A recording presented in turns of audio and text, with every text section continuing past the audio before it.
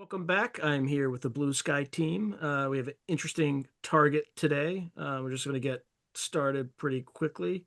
What did folks think without me calling in anybody about this initial target? It's another weird one, man. Or at Yeah, least I Definitely got weird. weird data. the I, la the this one felt a little more weird than the last one. Yeah. Yeah, I'd agree with that. I got some weird stuff in mind too. All right, who wants to go first? I'll just pick uh, somebody. I'll give it a I, go. okay. All right, All good. right.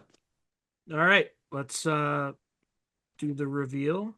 Your target was the Belmez Faces in Andalusia, Spain, and the photographic timeline. Okay, so the two sub-cues were the remote viewers who described the events surrounding the faces appearing in the Pereira home. The remote viewer is to view the area's history broadly through time and links to the phenomenon. Okay, so we're going to just talk a little bit about first the Belmez faces, and then go through analysis and summary. The faces began appearing on the concrete floor of the Pereira family's home, attracting media, scientists, and tourists in 1971. Images shifted, appeared, and faded over time. Some seemed expressive or sorrowful. Residents believed them to be supernatural.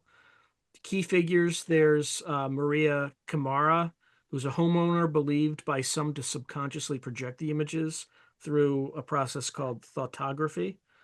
Then there's Herman de Armagosa, or sorry, Argamosa, was a Spanish parapsychologist who led early investigations and coined the term teleplastias.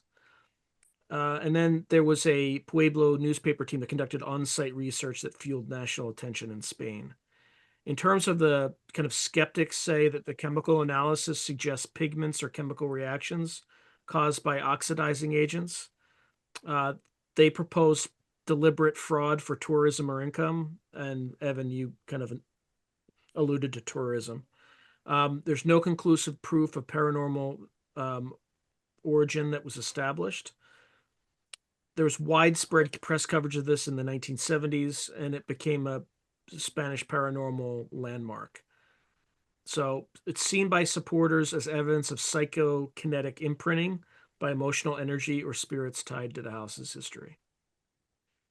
Okay, so in terms of the analysis, some quotes.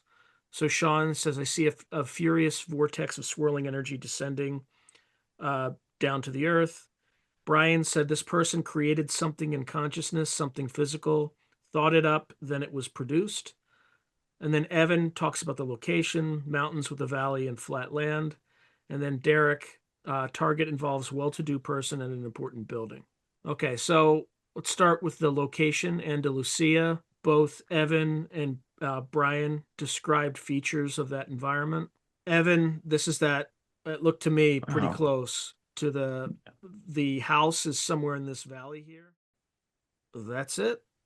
Any Yeah, comments? I also had that it's interesting because I said show of power, so there can be no doubt, which I think is really interesting given the the faces appearing. I'd never heard of this phenomenon before. Yeah, I haven't either. Very strange.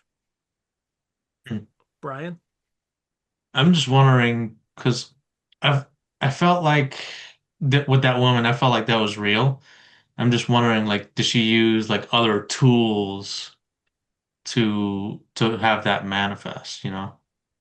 Yeah, I don't think she did it consciously. Yeah. If she manifested it was definitely subconscious.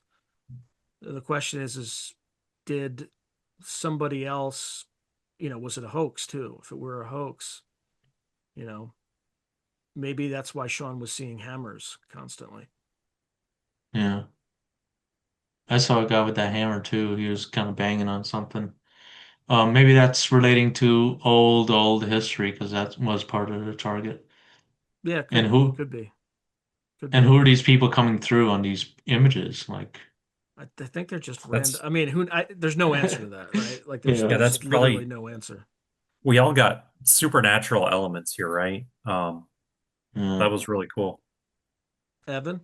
Yeah, I'm gonna have to look into this a little bit further, but yeah, anyway, we definitely got a supernatural element to this. I did get a lot of fraud data in mine though in my session. So, and I kind of look back about people are told the end of the story, and then you have to make the record reflect that.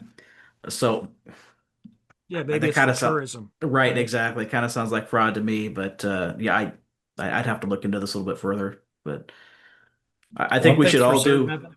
Oh, sorry. I said I think we should all do our next session in thoughtography and try it out ourselves. There you go. I I was don't just know if going to it'll work say, out so well. one thing's for certain, Evan. If I ever do a project to find a buried treasure, I want you on the team because you get location data awesome. Yeah. It's a pilot in you. That's a good I'm one. just used to looking down on the ground, I guess. Yeah. Yeah. That was a good hill, man. Well, yeah, well done. Yeah, thanks. That was really interesting. Yeah, any final words or anything that folks want to share? Well, whoever's picking the targets, they've been picking some interesting ones lately. A good one. Yeah, it's been fun. Good analysis too. Good job. Yeah. All right. Thanks, everybody, and see you all next week. Thank you. Cool. See you. Watch the full debrief at ffgrv.com.